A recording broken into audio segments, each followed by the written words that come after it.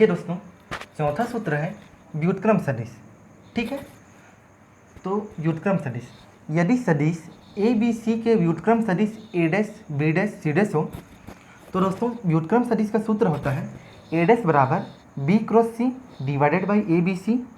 ठीक है, B dash बराबर होता है C cross A divided by A B C, और सी डैश बराबर होता है A cross B divided by A B C. ठीक है, तो दोस्तों ये है व्युत्क्रम सदिश। ठीक है, तो देखिए व्युत्क्रम सदिश निकालते कैसे हैं, मैं आप लोग को एक सदिश निकाल के बताता हूँ। ठीक है, ए डैश का देखिए मैं यहाँ शॉर्ट फॉर्म में बता रहा हूँ। ठीक है, देख लीजिए, माना हम लोग के पास 3 सदिश है। ठीक है, ए बी सी हैं। ठीक है, माना यहाँ शॉर्ट फॉर्म में बता रहा हूँ। ठीक है, 3 सदिश हैं ए बी सी हैं। ठीक है, 3 सदिश ए बी सी हैं।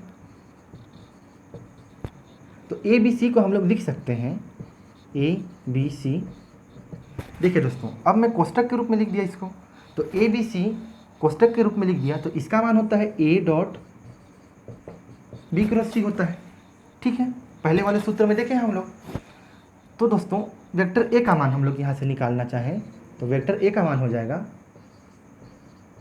ए B C B cross C. ठीक है, ये आ गया। देखिए दोस्तों, अब हम लोग को क्या है, गुणन प्रतिलोम का यहाँ उपयोग करना पड़ेगा। तो गुणन प्रतिलोम होता क्या है मैं आपको बताता हूँ। ठीक है, देखिए यदि ए का, ठीक है लिख दे रहा हूँ मैं,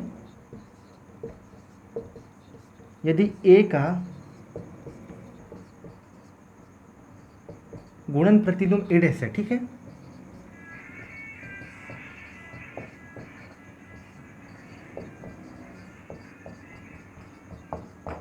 यदि ए का गुणन प्रतिलोम ए डैश है। ठीक है, तो इसका सूत्र होता है, सूत्र नहीं तो ए और ए डैश को हल करने से हम लोग को क्या मिलना चाहिए,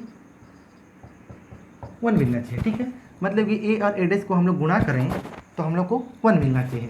तो दोस्तों यहाँ से ए डैश को यदि हम लोग मान निकालें तो यहाँ होगा 1/a होगा। ठीक है, और हम लोग पहले ही मान चुके हैं कि ए बी सी सदिश है। ठीक है, इस सदिश का व्युत्क्रम सदिश क्या है, ए डैश है, बी डैश है, सी डैश है। ठीक है, तो ए डैश का मतलब हम लोग ए डैश का वैल्यू फाइंड कर लिए, क्या है उसका वैल्यू 1/a है। ठीक है, ए का वैल्यू है हम लोग का A B C divided by B cross C है। ठीक है, तो इसमें मान को रख देंगे हम लोग।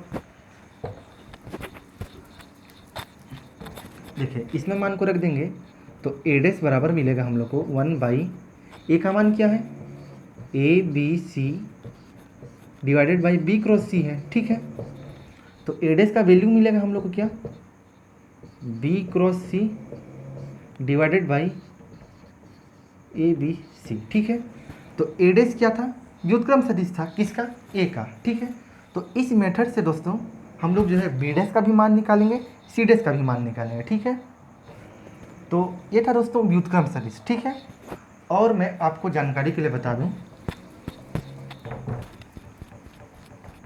देखिए दोस्तों ए बी सी है। ठीक है, पहले हम लोग देखे थे कि यदि ए बी होता, ठीक है, तो इसका मान क्या होता, 0 होता,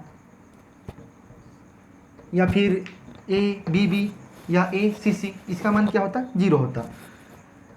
अब हम लोग दोस्तों इसका हम लोग दोस्तों क्रम को भी बदल सकते हैं। ठीक है, जो कोष्टक के अंदर होता है ए बी सी होता है। ठीक है, इसको हम लोग लिख सकते हैं बी सी ए भी लिख सकते हैं, या इसको हम लोग लिख सकते हैं सी ए बी। ठीक है, इसको हम लोग 3 क्रम से लिख सकते हैं। ठीक है, ए बी सी को हम लोग बी सी ए भी लिख सकते हैं या सी ए भी लिख सकते हैं। ठीक है, जहाँ कहीं भी आपको सी ए बी दिखे, ठीक है, तो उसको आप ए बी सी लिख सकते हैं। ठीक है, और यदि हम लोग इसको यदि सूत्र के रूप में ओपन करना चाहें, ठीक है, जैसे हम लोग पहले का सूत्र देखे थे ए बी सी बराबर हम लोग देखे थे ए डॉट बी क्रॉस सी। ठीक है, हम लोग देखे थे ना पहले, तो उसमें तो इसका मान चेंज हो जाएगा। देखिए ए बी सी के लिए हम लोग लिखे थे ए डॉट बी क्रॉस सी, ये देखे थे। ठीक है, यदि हम लोग इस क्रम में लिख दें तो मान तो चेंज हो जाएगा, तो मान चेंज हो जाता है। ठीक है, देखिए तो हम लोग बी सी ए, तो इसका मान हो जाएगा B dot C cross A होगा। ठीक है, तब भी दोस्तों हम लोग ए बी सी को बी सी ए लिख सकते हैं, सी ए बी लिख सकते हैं, या फिर सी ए बी को हम लोग ए बी सी लिख सकते हैं। ठीक है, आगे कुछ क्वेश्चन होगा जिसमें हम लोग को सिद्ध करने के लिए ये जो इस टाइप का हम लोग को फॉलो करना पड़ेगा, ठीक है। तो दोस्तों इस चैप्टर में प्रयुक्त होने वाला सूत्र इतना ही था, ठीक है। तो दोस्तों हमारे अगले वीडियो में दोस्तों हम लोग इस चैप्टर का पहला टाइप का क्वेश्चन को पढ़ेंगे, ठीक है।